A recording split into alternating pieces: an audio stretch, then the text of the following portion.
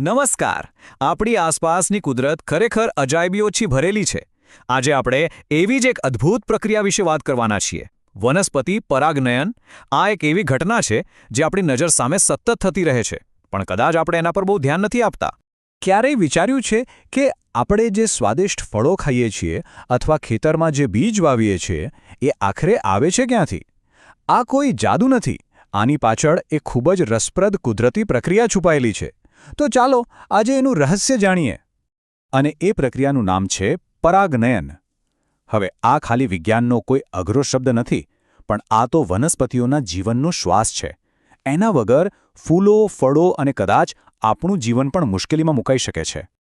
તો આ પરાગનયન છે શું? ચલો એકદમ સરળ ભાષામાં સમજીએ. આ બીજું કંઈ નહીં પણ ફૂલના નર ભાગમાંથી એટલે કે પુંકેસરમાંથી પરાગરજનું માદા ભાગ એટલે કે સ્ત્રી કેસર સુધી પહોંચવું. બસ આટલું જ.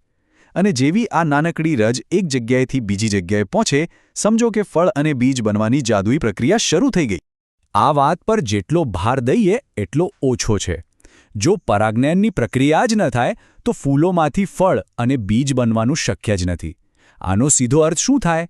એ જ કે આપણા ભોજનની થાળીમાંની મોટાભાગની વસ્તુઓ આ નાનકડી લાગતી પ્રક્રિયા પર જ નિર્ભર છે. હવે વનસ્પતિઓ પણ ખૂબ હોશિયાર હોય છે. આટલું મહત્વનું કામ કરવા માટે એમણે સમય જતાં બે અલગ અલગ, એકદમ સ્માર્ટ રસ્તાઓ શોધી કાઢ્યા છે. ચાલો એક પછી એક આ બંને માર્ગોને નજીકથી જોઈએ. તો આના બે મુખ્ય રસ્તા છે. પહેલો છે સ્વપરાગનયન એટલે કે સેલ્ફ પોલિનેશન, અને બીજો છે પરપરાગનયન એટલે કે ક્રોસ પોલિનેશન. જુઓ, સ્વપરાગનયનમાં છોડ પોતાની મેળે જ કામ પતાવી લે છે, એકદમ સુરક્ષિત અને ઝડપી. પણ પરપરાગનયનમાં થોડું સાહસ છે. એમાં બે અલગ અલગ છોડ વચ્ચે પરાગરજની આપ-લે થાય છે. આનાથી ફાયદો એ કે નવી પેઢીમાં જબરદસ્ત વિવિધતા આવે છે. પણ હા, આ કામ માટે કોઈક મદદગાર તો જોઈએ જ. ચાલો પહેલા રસ્તાની વાત કરીએ, સ્વપરાગનયન. આ વનસ્પતિઓ માટે એકદમ સલામત અને ગેરંટીવાળી રીત છે. કેમ? કારણ કે એમાં કોઈ બહારના પરિબળ પર આધાર રાખવાની જરૂર જ નથી. બધું ઘરનું ઘર. હવે આ સ્વપરાગનયનમાં પણ બે પેટા પ્રકાર છે. એક છે ઓટોગેમી, જેમાં એક જ ફૂલની અંદર નર અને માદા ભાગ વચ્ચે પરાગનયન થઈ જાય. અને બીજું છે ગીટોનોગેમી. આમાં છોડ તો એક જ હોય, પણ એના એક ફૂલમાંથી પરાગરજ બીજા ફૂલ પર જાય. ભલે બે ફૂલ અલગ હોય, પણ છોડ તો એકનો એક જ છે. અને આ રીત અપનાવતી વનસ્પતિઓ તો આપણા રસોડામાં જ જોવા મળે છે. વટાણા, મગફળી, ચણા, ઘઉં આ બધા જ મહત્વના પાકો પ્રજનન માટે આ જ સુરક્ષિત રસ્તો પસંદ કરે છે.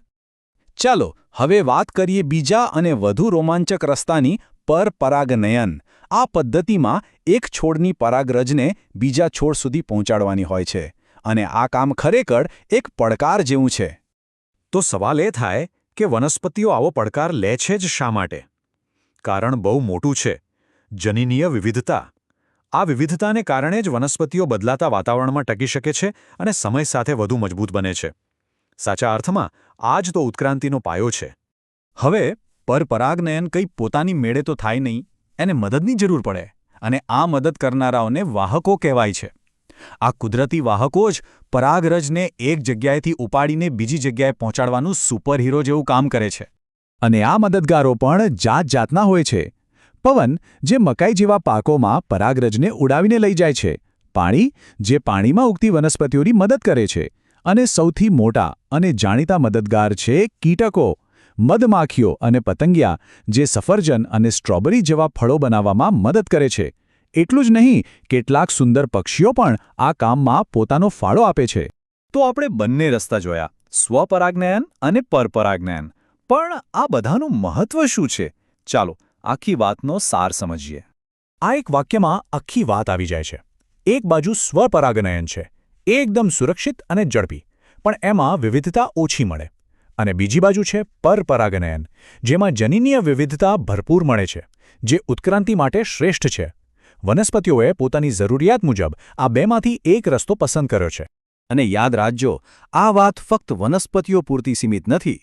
પરાગનયન પર અસંખ્ય જીવજંતુઓ, આપણા પાક અને આખરે આપણી આખી જીવસૃષ્ટિનું સ્વાસ્થ્ય ટકેલું છે. પ્રકૃતિની આ એક એવી કડી છે જે તૂટવી ન જોઈએ. અને અંતમાં એક સવાલ સાથે આપણે સૌને વિચારતા મૂકી જઈએ. જો આ નાનકડી અને સૂક્ષ્મ લાગતી પરાગનયનની પ્રક્રિયા અચાનક બંધ થઈ જાય તો આપણી આ દુનિયા, આપણા જંગલો અને આપણા ભોજનની થાળી કેવી દેખાશે? આના પર જરૂરથી વિચાર કરજો.